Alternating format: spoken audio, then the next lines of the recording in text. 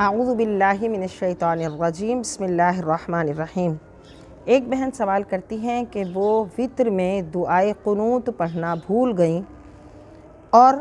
رکوع سے دوبارہ قیام میں آ کر انہوں نے دعائے قنوت پڑھی۔ تو اس کا جواب یہ ہے کہ اگر رکوع میں تسبیح پڑھ چکی تھی تو اسے دعائے قنوت پڑھنے کی اب دوبارہ کھڑے ہو کر اجازت نہیں، لہٰذا اگر وہ قنوت پڑھنے کے لیے قیام کی طرف لوٹی، دوبارہ قیام کیا اس نے اور قنوت پڑھی، دعائے قنوت پڑھی، یا پھر دعائے قنوت پڑھی ہی نہیں تھی اور ایسے ہی نماز پڑھ لی، تو دونوں صورتوں میں اس پر سجدہ سہو ہوگا۔ جیسا کہ رد المحتار میں ہے کہ اگر دعائے قنوت پڑھنا کوئی بھول گیا اور اسے رکوع میں یاد آیا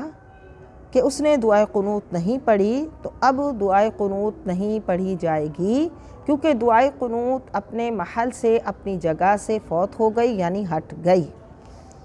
اور نہ ہی اب قیام کی طرف لوٹے۔ اگر لوٹ کر قنوت پڑھ لی، دعائے قنوت پڑھ لی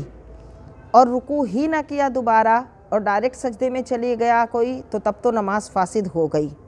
لیکن اگر دوبارہ رکوع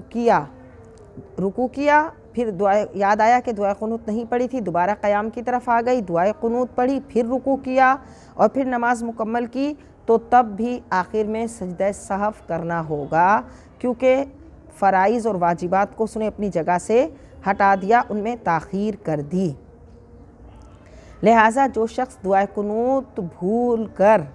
رکوع میں چلا گیا، اس کے لیے جائز نہیں کہ وہ دعائے قنوت پڑھنے کے لیے دوبارہ قیام کرے، بلکہ ایسے ہی نماز کمپلیٹ کرے اور آخر میں سجدہ سہو کر لے۔